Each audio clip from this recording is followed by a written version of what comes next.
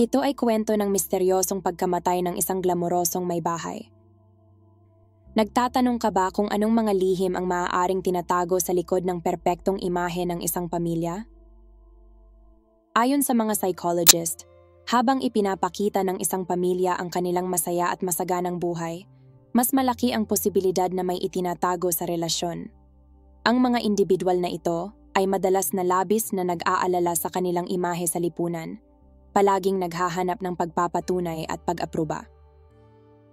Sa labas ng tahanan, ang pamilya West ay itinuturing na isang nagkakaisa, masaya, at nakakariwasang pamilya, at marahil sila nga ay ganun.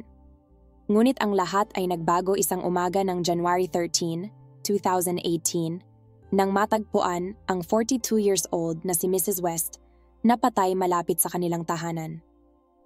Ang masalimuot na kwentong ito ay nag-iwan ng mas maraming katanungan kaysa mga paliwanag.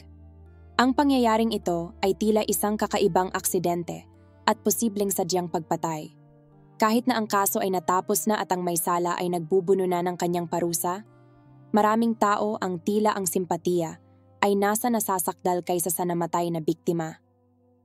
Upang maunawaan ito, kinakailangan nating suriin ang kasaysayan ng pamilya West mula sa umpisa at busisiin ang mga matagal ng techismis tungkol sa lihim na buhay ng yumao nilang may bahay, si Caitlin West.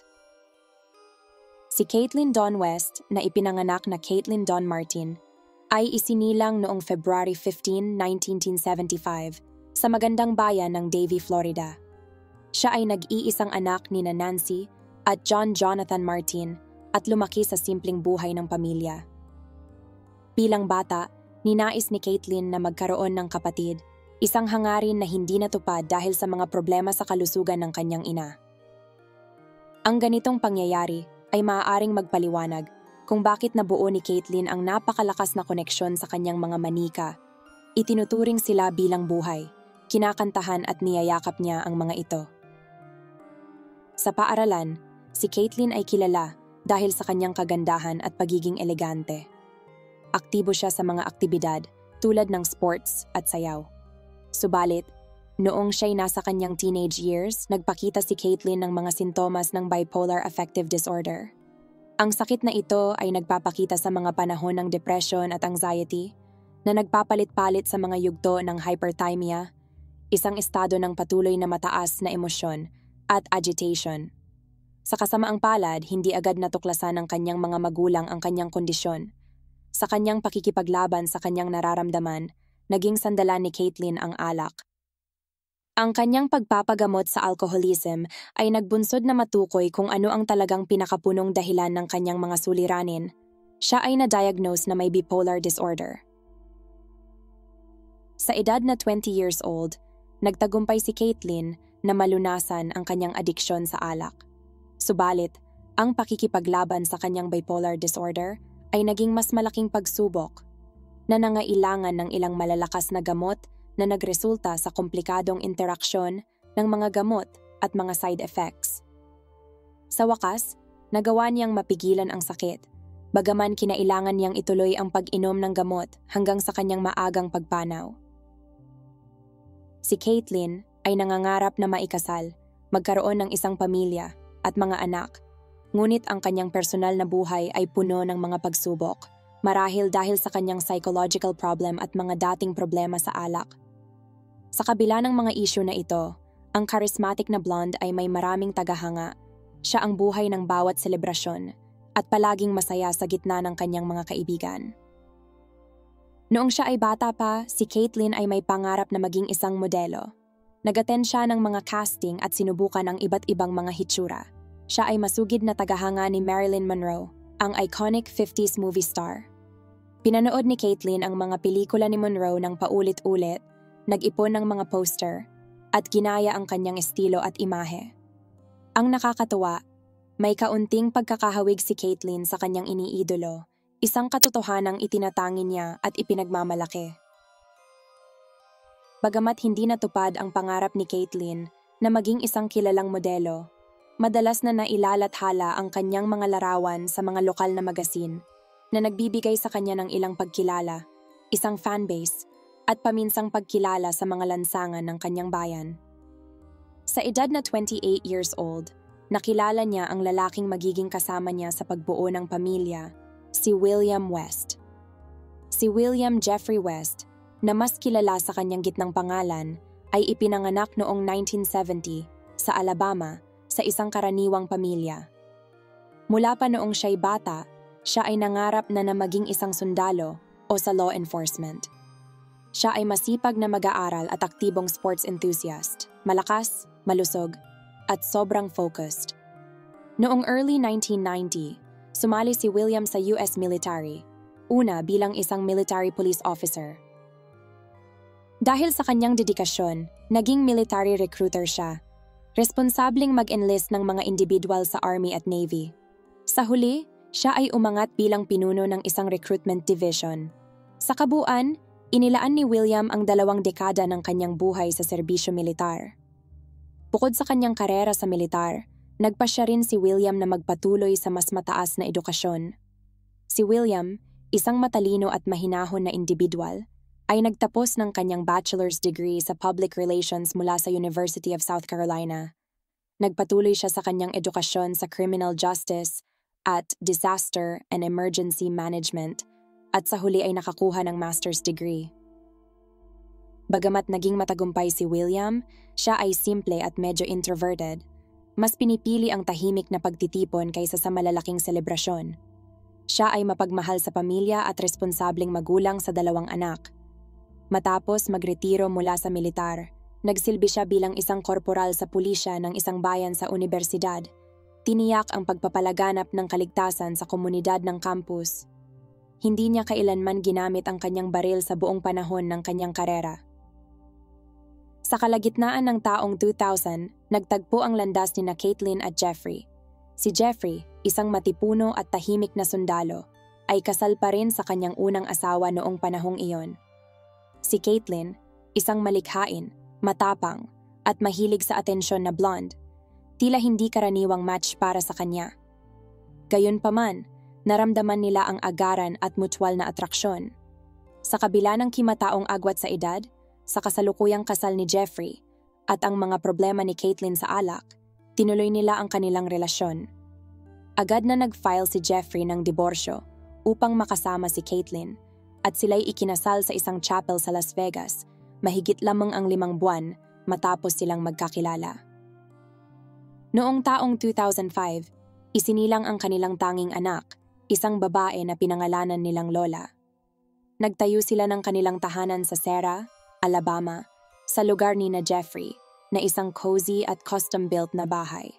Si Caitlin, na laging nagpupunyagi na magmukhang stunning at attractive, ang personal na nagdisenyo ng kanilang silid. Nilagyan niya ito ng mga larawan ng kanyang iniidolo, si Marilyn Monroe. Pinupuri ng mga kapitbahay ang kanilang relasyon. Inilarawan sila bilang isang masayang mag-asawa kahit na sila'y magkaiba ng mga ugali. Si Caitlin, laging masayahin at ngumingiti, ay tuwang-tuwa sa mga atensyon ng mga tao at sa pagtanggap ng komplemento sa kanyang pagme-makeup, stylish na buhok, at Barbie-like na mga kasuotan.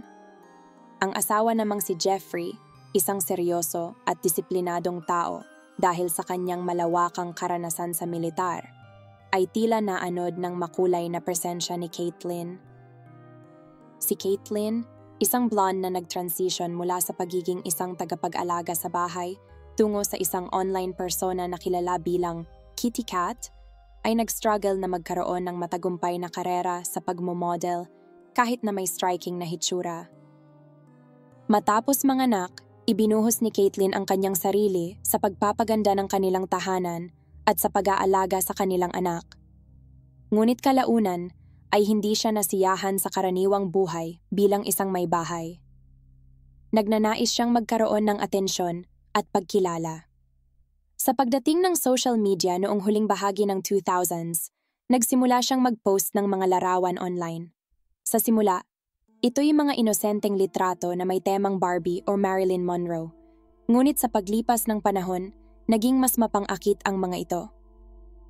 Ayon sa mga malalapit na kaibigan, hindi tinututulan ng asawa ni Caitlin na si Jeffrey ang kanyang bagong hilig. Sa katunayan, siya pa ang madalas na maging personal na tagakuha ng litrato para kay Caitlin. Ang tila walang mali siya nitong libangan ay unti-unting naging isang mapagkakakitaan para kay Caitlyn sa pamamagitan ng mga bayad na subscription. Isang araw, bumili sila ng iba't ibang seafood dishes mula sa isang kilalang lokal na restaurant, isang bote ng dekalidad na brandy mula sa supermarket, at mga pabango mula sa malapit na tindahan upang lumikha ng romantikong kapaligiran. Ang mga surveillance camera sa mga tindahan ay nag-record sa kanilang masaya at walang anumang senyales ng papalapit na trahedya. Pagka-uwi at matapos mag-enjoy sa kanilang hapunan, nagsimula silang uminom ng alak.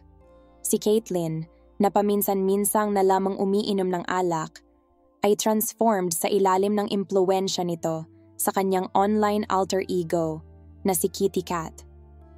Pinakiusapan niya si Jeffrey na magsagawa ng photo session, una sa lingerie at pagkatapos ay walang anumang damit. Si Jeffrey ay hindi tutol dito. Siya ay kumuha ng ilang mga mapangahas na larawan na kalaunan ay naipost sa pribadong Only for Fans profile ni Caitlyn bandang 1:00 ng hapon. Ang isang romantikong gabi na dapat sana'y magtapos sa isang gabi ng pagnanasa ay naging isang kakilakilabot na pangyayari na nagresulta sa isang trahedya. Maaga ng umaga noong January 13, bandang 5:00 ng umaga, isang kapitbahay ng mga Wests ang papunta sa trabaho.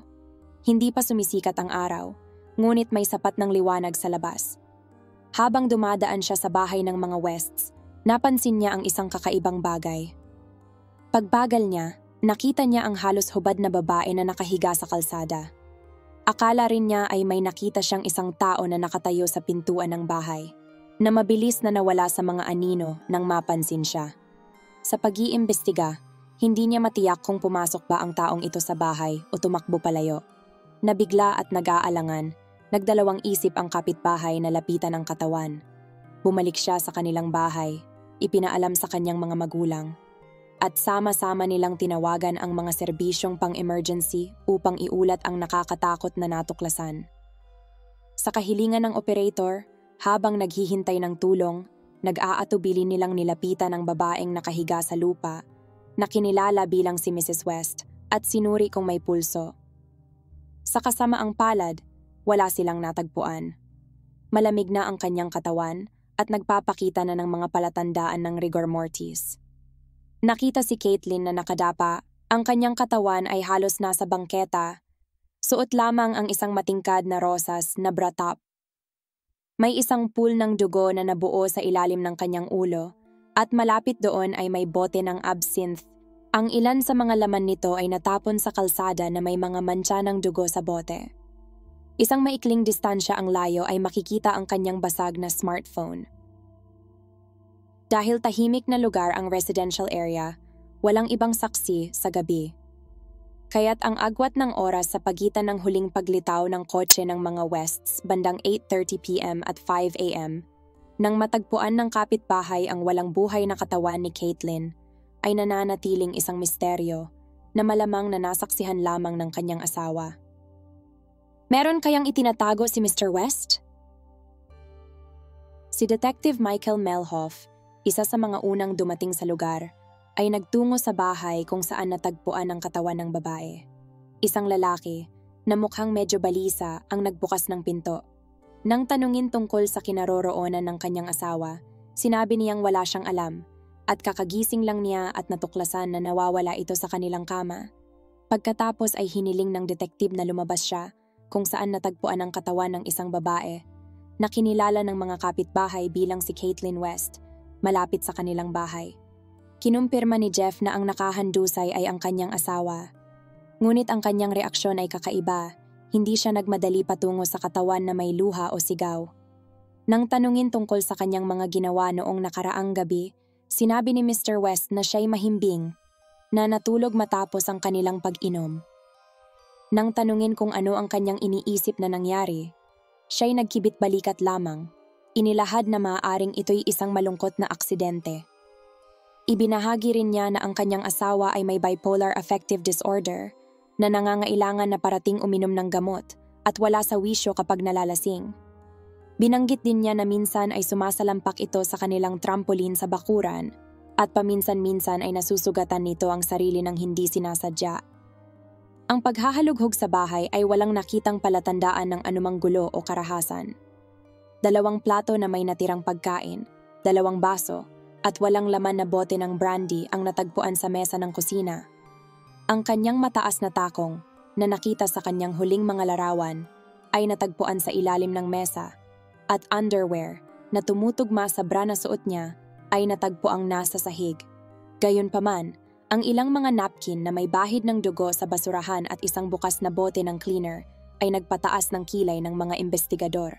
Nang araw na iyon, si Jeffrey ay inaresto bilang pangunahin at nag-iisang suspect sa kaso. Ang pagkakasunod-sunod ng mga pangyayari na naglalarawan sa huling gabi na kasama niya ang kanyang asawa ay inalam. Napansin ni Jeffrey na medyo napaparami na ang naiinom na alak ng kanyang asawang si Caitlin na para sa kanya ay hindi masarap. Matapos ang isang revealing photo session, umasa siya na mas intimate ang setting sa kwarto. Nag-shower siya ng saglit at bumalik upang makita si Caitlin na nasa mesa pa rin, umiinom ng absinthe direkta mula sa bote at abala sa kanyang telepono. Ito'y ikinagalit ni Jeffrey at hindi pinansin ang kanyang mga pakiusap na itabi ang telepono. Sa kanyang pagtatangkang kunin ang telepono mula sa kanya, nagkaroon ng maliit na alitan kung saan aksidenteng natamaan niya ang mukha ni Caitlin ng kanyang siko, na naging sanhi ng pagdurugo ng kanyang ilong. Sinabi niyang ito ang pinagmula ng dugo na natagpuan ng mga pulis sa mga itinapong napkin. Nagawa ni Jeffrey na kunin ang telepono mula kay Caitlin at itinapon ito sa labas. Pagkatapos ay natulog na siya, naniniwalang magpapakalma lamang si Caitlin at susunod sa kanya. Sinabi niyang hindi niya alam ang mga sumunod na pangyayari hanggang dumating ang mga pulis upang magtanong tungkol kay Caitlin. Pinaghihinalaan niyang maaaring lumabas si Caitlin upang kunin ang kanyang telepono, dala ang bote ng absinthe. Sinabi niyang maaaring nadapa ito, tumama ang ulo sa bote, nawala ng malay at namatay sa lamig o kaya'y maaaring inatake siya. Hindi maipaliwanag ni Jeffrey kung bakit natagpuan si Caitlin na wala ang ibabang bahagi ng kanyang pink na lingerie set o kung bakit siya lumabas na nakabra lamang at walang anumang panlabas na kasuotan. Iniuugnay niya ang ganitong pag-uugali sa pagkalasing sa alak. Nakita ng investigasyon na kahina-hinala at hindi tugma ang salaysay ni Jeffrey. Sinabi niyang masyado siyang lasing upang maalala ang ilang detalye, kaya't ang mga investigador ang nagtipon ng mga pangyayari. Limitado ang ebidensya at walang mga saksi. Ang autopsy ay nagpakita na si Caitlin, isang 42 years old na babae, ay namatay dahil sa blunt force trauma sa ulo na malamang nadulot ng bote ng absinthe na natagpuan malapit sa kanya at hypothermia. Ang kanyang blood alcohol level ay higit sa 2.5 per mile na nagpapahiwatig ng matinding pagkalasing, impaired coordination, at mataas na panganib ng pagkawala ng malay. Sa unang tingin, tila akma ang lahat. Si Caitlin, na labis na lasing, ay lumabas upang hanapin ang kanyang telepono, dala ang hindi pa nauubos na bote ng absinthe. Malamang na nawalan siya ng balanse, marahil habang inaabot ang kanyang telepono, nadapa, tumama ang ulo sa bote, nawalan ng malay, at namatay dahil sa pinsala at lamig. Ang bote na may bakas ng dugo ay natagpuan malapit sa kanyang ulo, at ang smartphone ay natagpuan malapit din. Gayunpaman, itinuring ng investigasyon na masyadong mababaw at staged ang senaryong ito. Kinumpirma ng mga eksperto na ang pinsala sa ulo ay dulot ng bote na natagpuan sa tabi ng katawan. Gayunpaman, iminungkahi ng forensic analysis na kung siya ay nadapa ng mag-isa, malamang na gumulong ang bote. Hindi na natiling parallel sa kanyang ulo. Ang mga fingerprint ni Caitlin at ng kanyang asawa ay natagpuan sa bote, kasama ang ilang malabong mga fingerprint na hindi matukoy. Ang mga napkin na may mansa ng dugo at ang bukas na bote ng panlinis sa bahay ay nagdala sa mga investigador sa ibang konklusyon. Ang kanilang teorya, na kalaunan ay ipinakita bilang pangunahin at tanging makatwirang teorya sa korte, ay nagsasaad na ang mag-asawa ay nagtalo dahil sa pagkahumaling ni Caitlin sa kanyang mga taga-subaybay. Sa galit, sinaktan siya ni Jeff gamit ang bote, na nagdulot ng nakamamatay na pinsala. Sa takot, sinubukan niyang i-stage ang isang aksidenteng pagkadapa. Nilinis ang dugo sa bahay, ngunit nabigong itapon ang mga ebidensya. Bahagyang sumusuporta sa teoryang ito ang fitness app sa telepono ni Jeff na nag-track ng kanyang mga hakbang. Ayon sa app, siya ay aktibo sa paligid ng bahay hanggang hating gabi at muli sa umaga bago dumating ang mga pulis na sumasalungat sa kanyang pahayag na siya ay natutulog. Pinaghihinalaan ng mga pulis na sinusubukan niyang itago ang mga ebidensya sa mga oras na iyon. Isang 3 taong sangkot, ang kapitbahay na nakadiskubre sa katawan ay naalala sa pagtatanong na nakita niya ang isang figura ng lalaki sa pintuan ng bahay na mabilis na umalis sa hindi matukoy na direksyon. Hindi niya matiyak kung si Mr. West iyon o ibang tao sa madilim na liwanag ng madaling araw. Hindi rin niya matukoy kung pumasok ang taong iyon sa bahay o hindi. Ang impormasyong ito ay nagbigay interes sa mga investigador. Isinasaalang-alang ang kasikatan ng namatay online. Marami siyang mga lalaking tagahanga na nagbabayad upang makita ang mga nakalantad na larawan ni Kitty Cat. Kaya't lumitaw ang isang teorya na nagmumungkahi ng pagkakaroon ng isang obsessed na fan sa kanyang mga subscriber. Marahil ay may isang taong naghangad ng personal na pakikipagkita kay Caitlyn at sinundan siya, umaasang magkaroon ng mas malapit na pagkakakilala. Ang may bahay na si Caitlyn na nasa kalagitnaan ng edad ay madalas makatanggap ng mga mensahe mula sa iba't ibang lalaki. Minsan may mga hindi angkop na mungkahi, ngunit pinanatili niya ang kanyang distansya. Walang natagpo ang tahasang banta o panghaharas sa mga komunikasyon. Ang ilang partikular na masigasig na tagahanga na nakatira sa ibang estado na may matibay na alibay ay mabilis na natanggal bilang mga suspect. Gayunpaman, may natagpo ang mga bakas ng paa sa pintuan na hindi pagmamay-ari ng mga may-ari ng bahay. Ang mga bakas na ito ay nawala sa damuhan at ang kanilang pinagmulan ay nanatiling misteryo. Maaaring na nga bang sinaktan ni Mr. West ang kanyang asawa? Inilarawan ng mga kapitbahay, kaibigan, at kamag-anak ang mag-asawa bilang masaya at maunlad. Alam ni Jeffrey ang kakaibang online na aktibidad ng kanyang asawa, ngunit itinuring itong walang malisyang kasiyahan.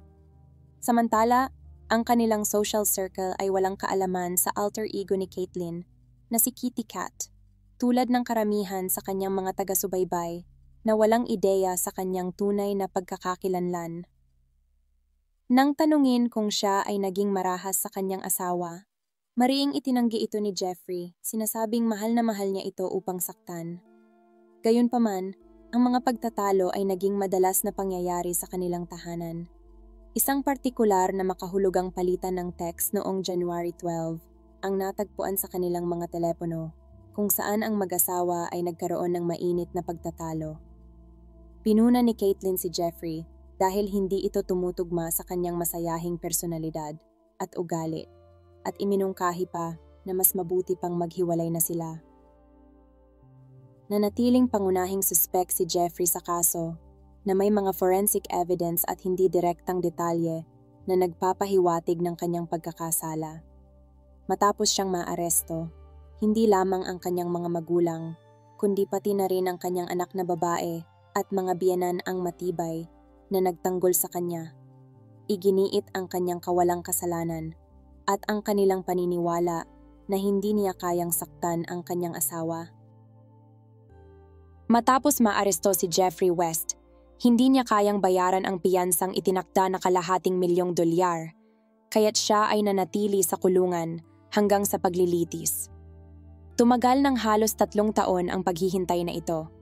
Inalok siya ng plea deal upang umamin sa pagkamatay ng kanyang asawa para sa mas mababang sentensya. Ngunit matatag na pinanindigan ni Jeffrey ang kanyang kawalang kasalanan. Nagsimula ang paglilitis noong Nobyembre 2020 at nakakuha ng malaking atensyon mula sa media, marahil dahil sa kasikatan ni Caitlyn online. Ang publisidad na ito ay nagdulot ng malaking pressure sa mga hukom at hurado. Sa panahong ito, ang ideya ng pagkakasangkot ng third party sa mga pangyayari sa trahedya ng gabing iyon ay ibinasura na. Ang prosekusyon ay nag-argumento na lahat ng ebidensya ay nagtuturo kay Mr. West. Iminungkahi nila na sa isang bugso ng selos at sa ilalim ng impluwensya ng alak, sinaktan niya ang kanyang asawa gamit ang bote na nagdulot ng nakamamatay na pinsala. Sinabi din nila na inayos niya ang crime scene upang magmukhang aksidente at tinanggal ang mga ebidensya mula sa loob ng bahay. Ang depensa ni Jeffrey ay nag-argumento na aksidente ang pagkamatay ni Caitlyn. Binanggit ang kanyang napakataas na antas ng alkohol sa dugo bilang isang rason na maaaring nakaapekto sa kanyang balanse at koordinasyon. Nagbigay ng taos-pusong testimonya ang ina ni Caitlyn bilang suporta sa kanyang manugang. Inilarawan niya ang kanyang anak na babae bilang hindi pangkaraniwan ang ugali, ngunit iginiit na mahal ni Jeffrey ang kanyang asawa at hindi niya ito kayang saktan. Hinimok din niya ang korte na isaalang-alang ang kanilang apo na si Lola na nawalan na ng ina at nanganganib pang mawalan ng ama. Noong January 11, 2021, hinatulang nagkasala si Jeffrey ng involuntary manslaughter ng hurado. Siya ay sinentensyahan ng maximum na 13 years, kasama ang panahon na kanyang napanilbihan na. Kapansin-pansin na kung tinanggap niya ang unang plea deal, maaaring malaya na siya. Magpasa hanggang ngayon ay hindi pa din nagkakaroon ng kasagutan ang mga apila ni Jeffrey at ng kanyang mga abogado. Maraming salamat po sa inyong pakikinig.